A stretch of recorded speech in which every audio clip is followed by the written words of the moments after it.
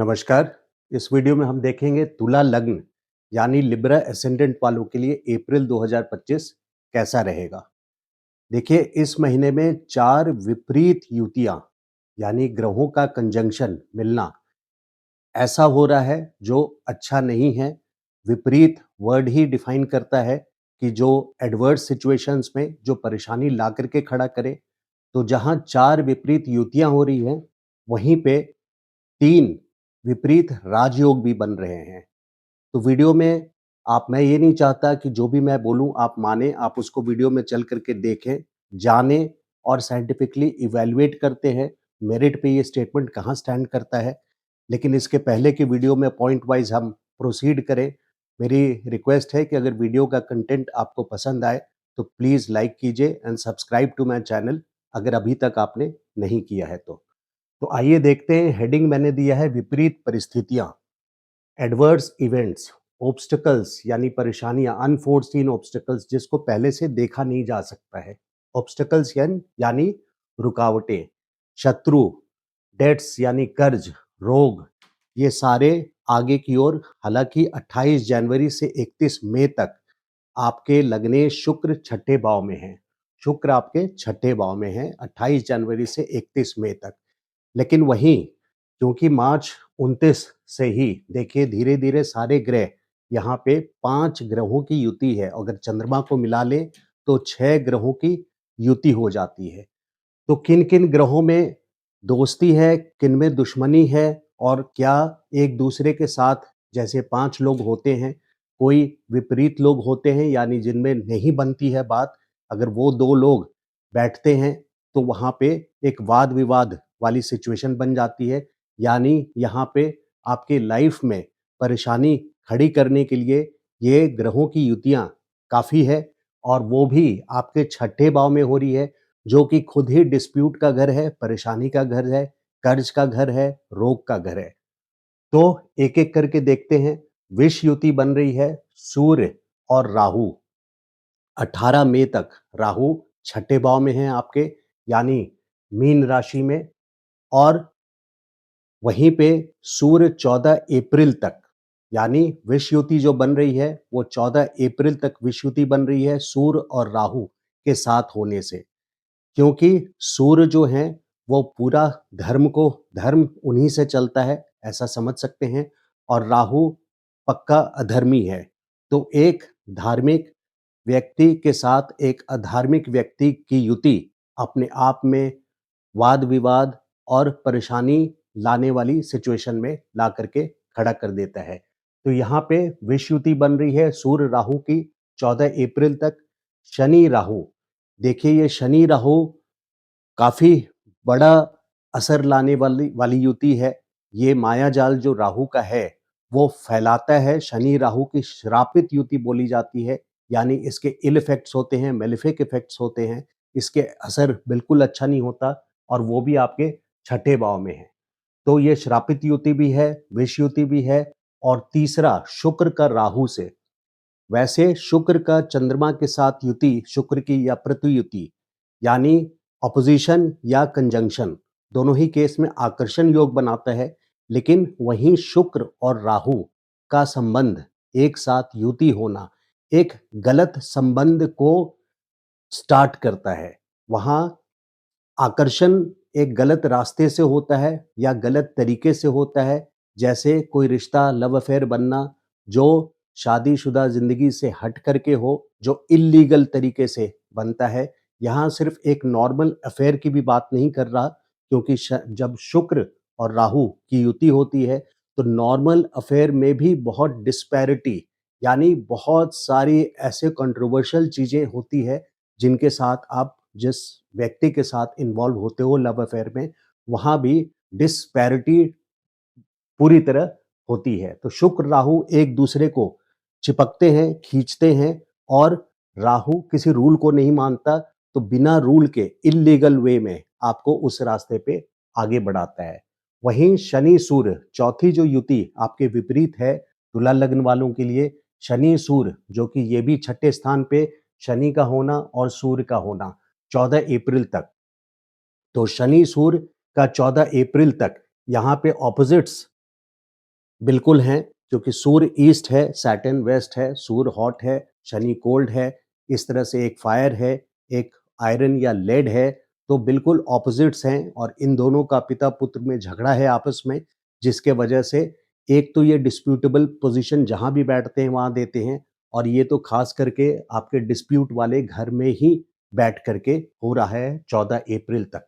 तो शनि राहु की जो युति है, देखिए ये शनि राहु की युति 14 अप्रैल को हो रही है, लेकिन इसका असर पूरे महीना, बल्कि अप्रैल पूरे महीना और मई 18 तक, जब तक राहु राशि मीन राशि में है, तब तक ये युति, इस युति का असर रहेगा।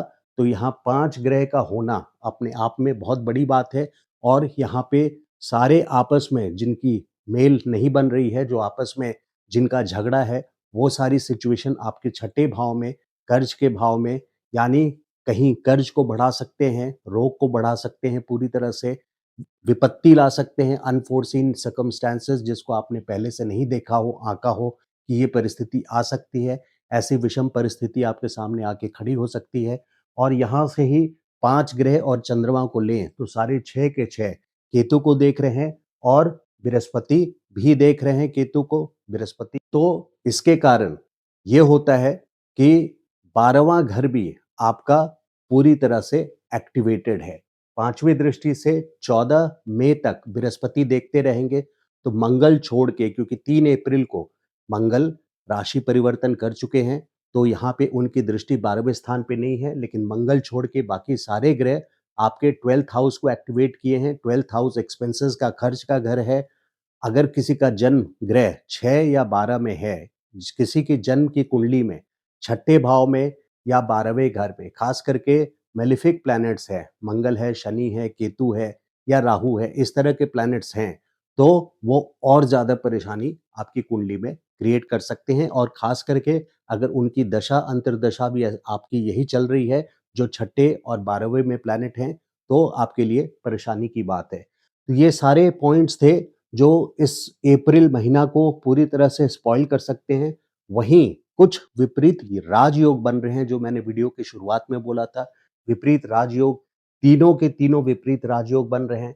देखिए, छठे भाव के स्वामी, पॉइंट वाइज चलते हैं, हर्ष योग, छठे भाव के स्वामी आपके 8वें स्थान पे हैं। छठे भाव के स्वामी बृहस्पति आपके 8वें स्थान पे हैं, तो यहाँ हर्ष योग बन रहा है और 8वें स्थान का स्वामी शुक्र आपके छठे भाव में है, तो यहाँ सरल योग बन रहा है और 12वें भाव के स्वामी बुध आपके छठे भाव में हैं, तो यहाँ विमला योग बन रहा है।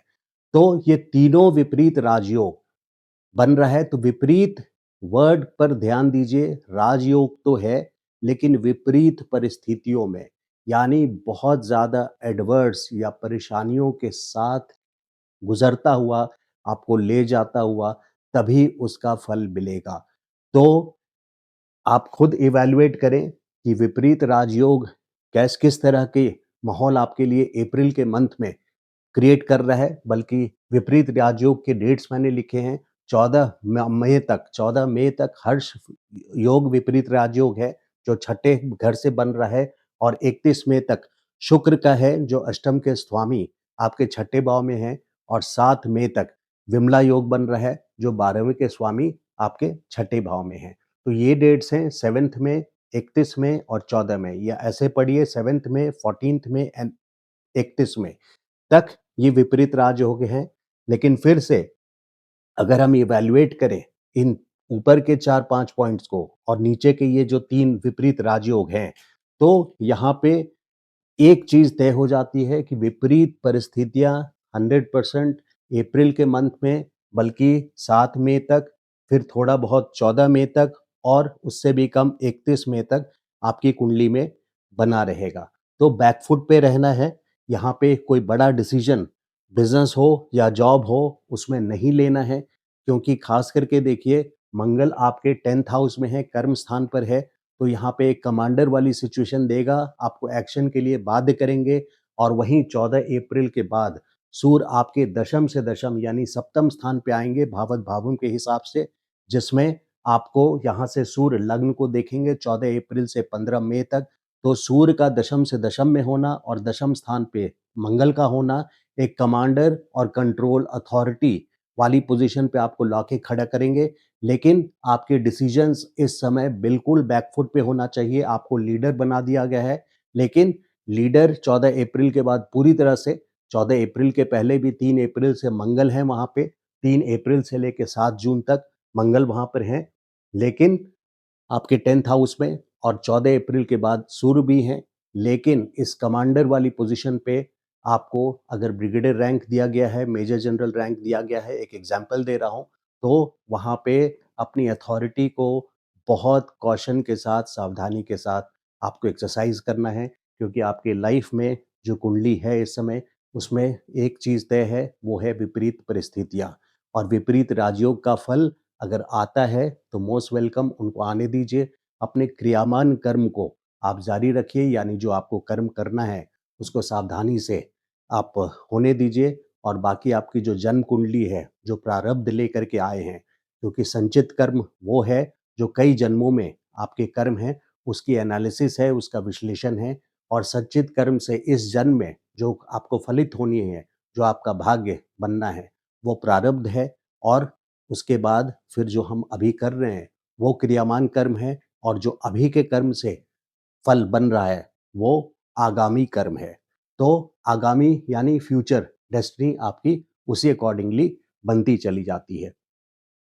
12वां घर भी आपका काफ़ी एक्टिव है, तो यहाँ पे आपको हॉस्पिटल्स, बल्कि रेमेडी में मैंने आगे लिखा है उसके पहले सैटर्न मार्स देखिए इन 10th। सो सो सैटर्न मार्स नहीं, सो Mars in 10th, 3rd April to 7th June.